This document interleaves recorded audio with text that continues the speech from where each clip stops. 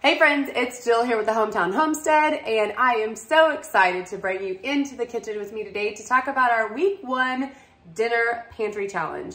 And I have to tell you, this actually turned out to be way more fun than I had expected. The kids are on board and we had a blast. So I want to share with you what we had for dinner, a few takeaways at the end, plus a sneak peek at next week's menu. So make sure to stick around to take in all that I have to share. So I want to remind anyone that's new, my budget weekly is $20, and that includes everything food or drink wise that we would purchase at our home. I did super well until Saturday at noon when I was making tacos after our ball game and realized I was out of cumin. And so I did spend a total of $8.50 to order in a bulk of cumin that I can use to make our own seasoning blends at home moving forward. So $8.50 was spent. When I was out running an errand, I got a text from my husband asking if I would be interested in buying some eggs from our neighbors. Now, it was $2.15 for a dozen, so I couldn't resist, and I ended up spending a total of $11 out of this week's budget. So that said, let's jump into our meals and see exactly what went down. Now, Monday morning started off with baking our bread for the week, and I baked 2 loaves of brioche and a pan of sourdough cinnamon rolls for us to snack on throughout the day and throughout the week as it were to come. Of course, they didn't last very long, but that was the plan starting out. For dinner on Monday night, we had Thai chicken noodle soup, which is one of my oldest little guy's favorite soups and favorite meals that we actually ever have. This is a modification of a recipe that first came through us through a Blue Apron membership that we had many years ago when we first moved back to this area and left all of our good restaurants behind. So if you'd like to see what the actual recipe is supposed to look like, go ahead and check the link in the description because I'll leave down there exactly what was supposed to go on. Now, because we don't have some of those ingredients on hand always in our pantry, I made a substitution and made our own Golden Mountain sauce using some vegetable stock, some soy sauce, and a little bit of brown sugar. So making sure that you can always use something on hand is really comes in handy.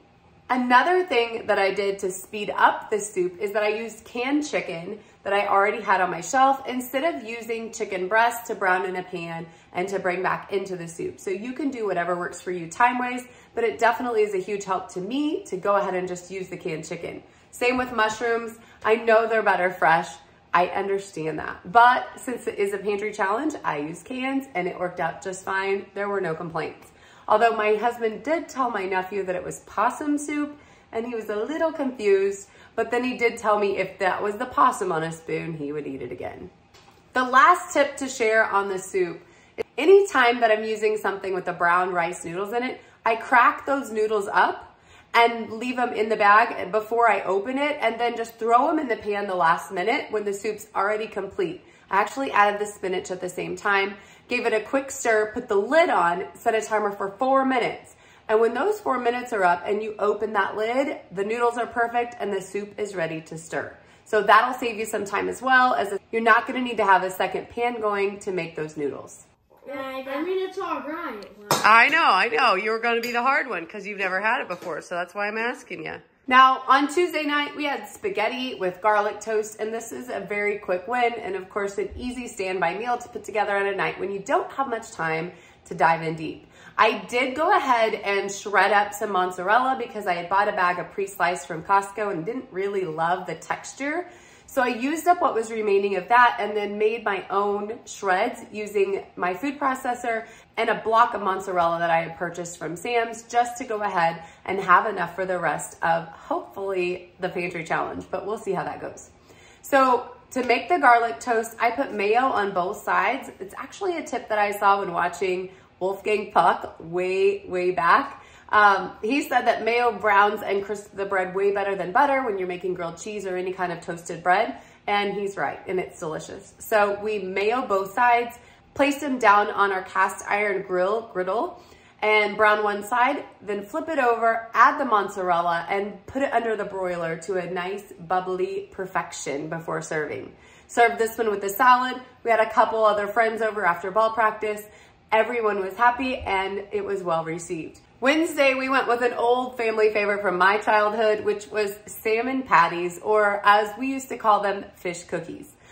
So we had fish cookies corn on the cob, which I actually prepared straight from frozen inside the husk, pulled straight out of my freezer and shoved it on the oven racks, slid it in for 30 minutes at 400, and then pulled them out, and the corn is so perfect. It was steamed to perfection. We let them set up on the stove for 15 more minutes to cool, and then we had a perfect, like fresh from the garden, corn on the cob in the middle of January. So if you've never preserved corn by just shoving it in a feed sack and putting it inside a freezer, I highly recommend it. And we'll be doing it a lot more often now that we know exactly how easy that can be.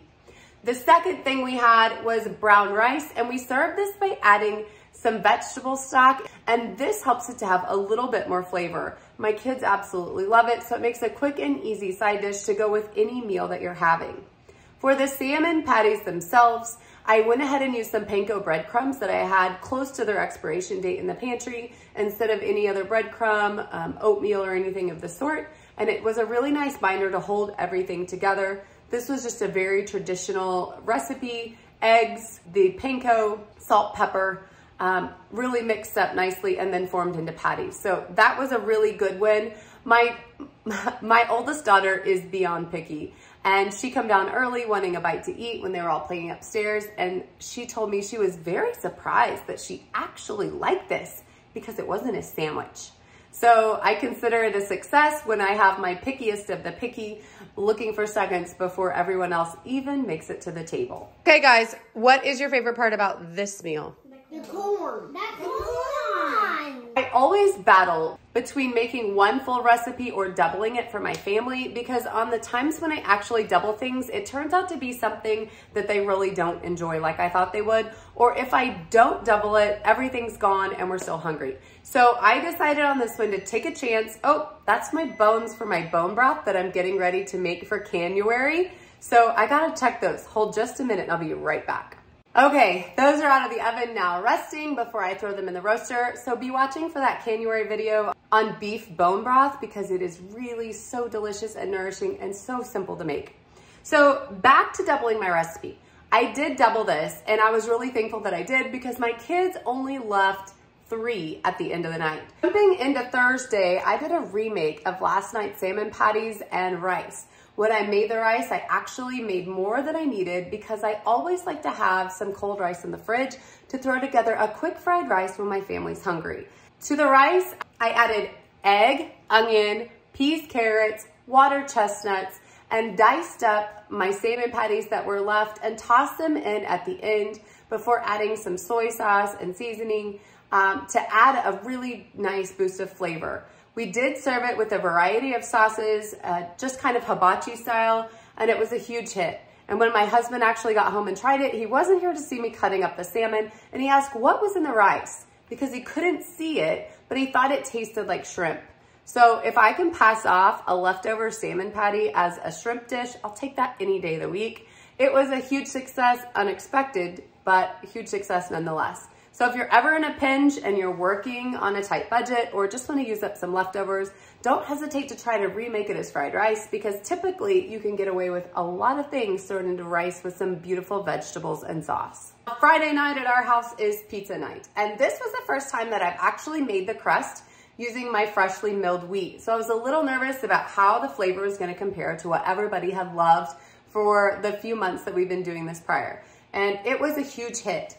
Because we had some stuff going on Friday night, we went ahead and started the crust earlier than normal. So in the morning, I fed my sourdough, and then around noon, I went ahead, milled my wheat, and got started with mixing up the dough.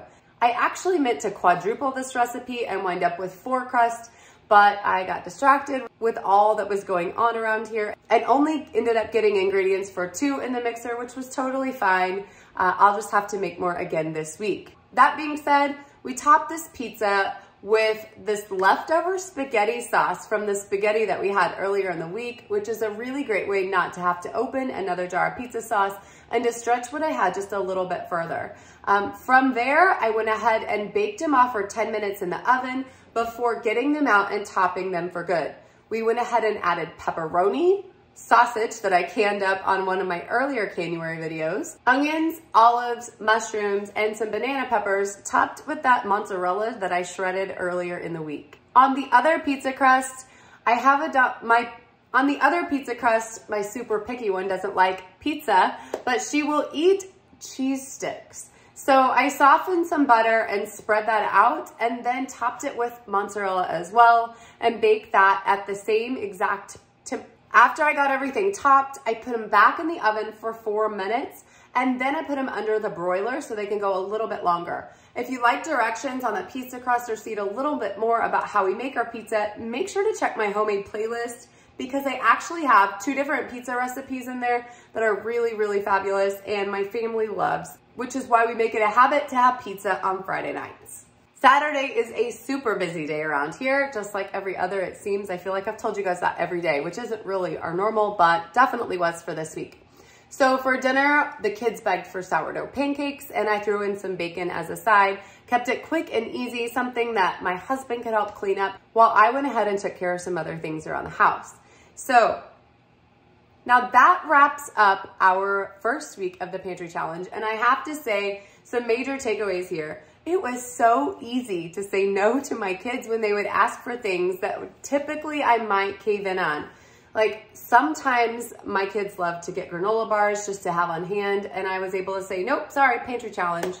Or they would like to grab a snack here or there or out when we're out of ball games. And I'm like, oh, sorry, Pantry Challenge. We're gonna save that money for something else. So this was actually a super easy way to cut down the budget and to keep everything tight. Not only that, but my kids are actually excited to see what we can pull out of this. And they are actually coming up with things that we can do as a reward when we finish up the first week of March. So one of my kiddos actually has a goal of having zebra cakes, which is hilarious to me because in his mind, that's a really great treat. And he wants to go to a local restaurant. And the other one wants to go to the beach. Now, the beach isn't gonna happen, but the zebra cakes are a possibility, even though they go against all of my wishes to have really healthy food on the table for my kiddos. But after 6 weeks of not eating out and sticking to a really strict budget, maybe they deserve a little splurge. Another thing that I found interesting was that when we were making the fried rice, we typically throw in 3 or 4 eggs even, just to really bulk up the protein. And it was funny because my oldest was helping me crack the eggs and he said, Mom, maybe we should only do 2 instead of 4 because I really don't want to run out of eggs, which I told him again, that's why our $20 are here because we're going to replace things like milk and eggs as we need them along the way. But he was still pretty sure he wants to do it as strictly as we can. And he decided 2 eggs would be plenty. And obviously nobody even noticed that there were less eggs than normal in the rice. Another observation is that I truly need to bake 4 loaves of bread a week instead of 2 if I want to have bread for my family every day and be able to use it as much as we like. Now, offering bread to my kids at every meal or even as a snack is not something that has typically happened in our house over the years, but as I have learned more about how healthy sourdough bread is, as well as the benefits of freshly milled wheat, we've been adding that in quite a bit. So I am going to be adding an additional couple loaf pans just so I can make all of the bread on one day and then have it to go through the whole week with no issue at all. So that's definitely a huge takeaway from working with a tighter budget and trying to hold things in line and feeding my kids all of the meals here at home all week long. A big thank you to everyone who stopped by to check on our week and see how our Pantry Challenge has processed. And a big welcome to all of the new subscribers that have joined us over the last week. We really are amazed with how quickly our channel is growing, and we'd like to thank you for coming along for the ride. So from our house to yours, good luck with your week, and we'll see you back soon.